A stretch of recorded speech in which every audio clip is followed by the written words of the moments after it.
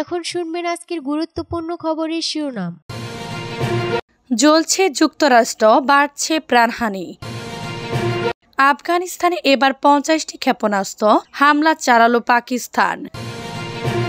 যুদ্ধের মহড়ার পর ক্ষেপণাস্ত্র সুরক্ষণাগার উন্মোচন ইরানের। জাস্টিন ট্রুডোর উত্তরসূরি নাম ঘোষণা 9 মার্চ।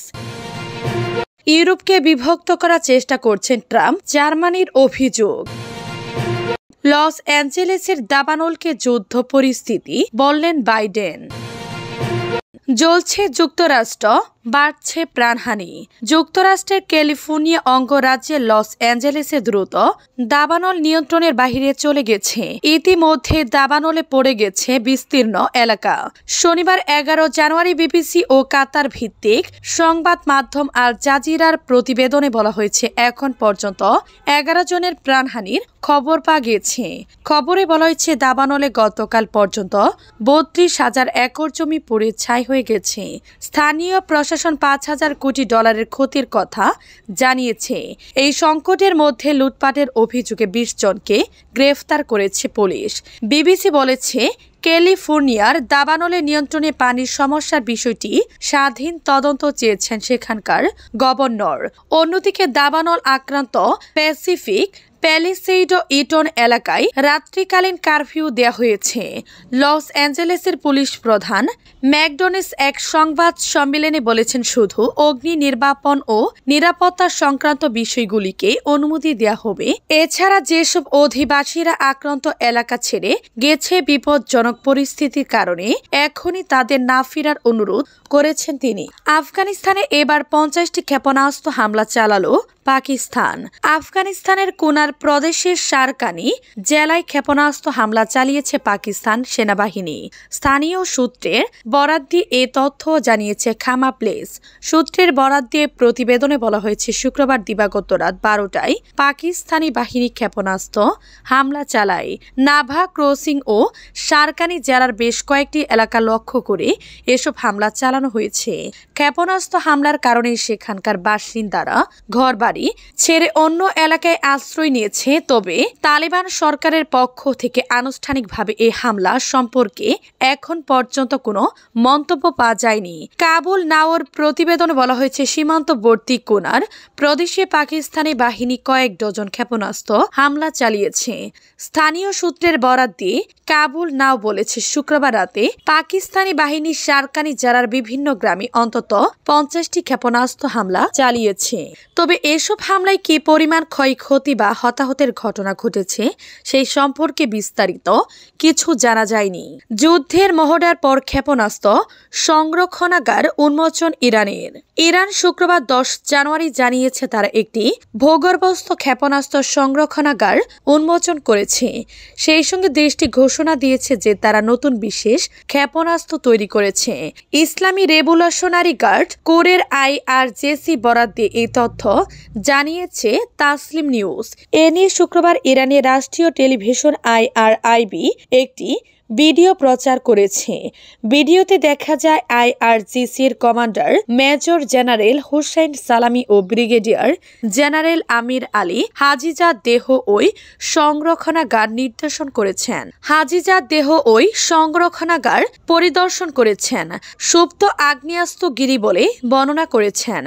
ইরানের দক্ষিণ পশ্চিম অঞ্চলীয় শহর আবাদানে এক অনুষ্ঠানে সালামি গতকাল ঘোষণা করেন, IRGC এরোস্পেস ফোর্স নতুন বিশেষ ক্ষেপণাস্ত্র তৈরি করেছে।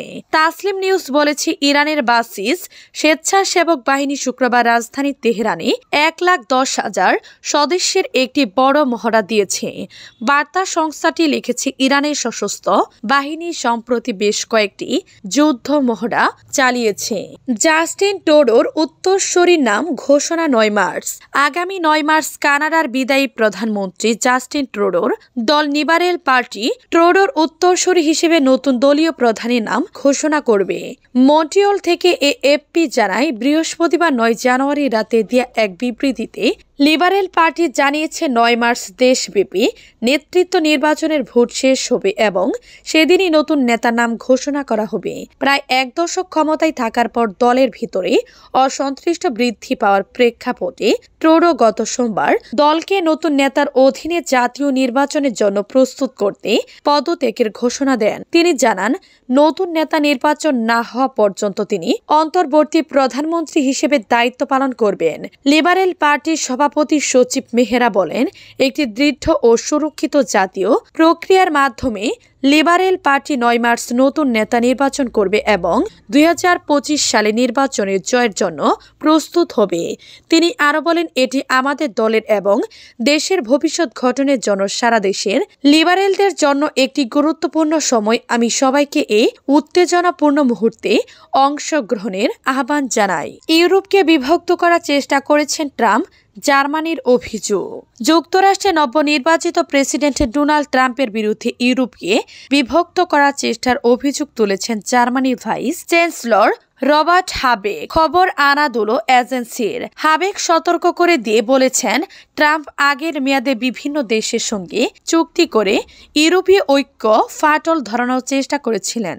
তিনি সে প্রচেষ্টার পুনরাবৃত্তি করবেন বলে আবারও ইঙ্গিত দিয়েছে।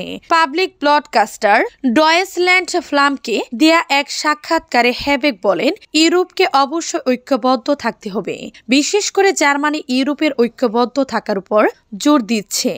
এদিকে গ্রিনল্যান্ড ও কানাডা অধিগ্রহণ নিয়ে মন্তব্যের সমালোচনা করেছেন জার্মান চ্যান্সেলর ওলাফ শলংস। তিনি বলেন, বল প্রয়োগ করে সীমান্ত নড়াচড়া করা যাবে না, এই নীতিতে প্রযোজ্য এবং এটি আমাদের শান্তি শৃঙ্খলার একটি ভিত্তি। ট্রাম্প এর আগে ডেনমার্কের অন্তর্গত আর্কটিক অঞ্চল গ্রিনল্যান্ড নিয়ে আগ্রহ প্রকাশ করেছিলেন।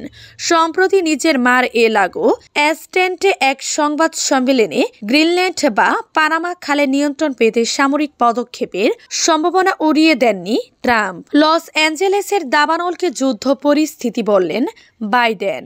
লস অ্যাঞ্জেলেসের দাবানলকে যুদ্ধ পরিস্থিতি হিসেবে আখ্যায়িত করেছেন মার্কিন প্রেসিডেন্ট জো বাইডেন। এই দাবানলের ক্ষেত্রে জলবায়ু পরিবর্তনের ভূমিকার কথাও উল্লেখ করেছেন তিনি। বাইডেন বলেন, আসন্ন প্রেসিডেন্টের টিমের সঙ্গে যোগাযোগ করে প্রত্যেক বিষয়ে আমরা কাজ করছি এবং আশা করছি তারা একই সঙ্গে কাজ চালিয়ে যাবেন। হতাহতের বিষয়ে জো বাইডেন বলেন, নিহতের সংখ্যা আরও বাড়তে পারে।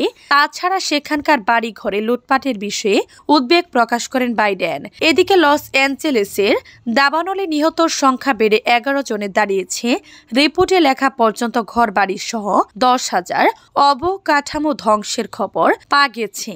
লস অ্যাঞ্জেলেসের 5টি কাউন্টিতে জ্বলতে থাকা এই দাবানল নিয়ন্ত্রণে হিমশিম খাচ্ছেন।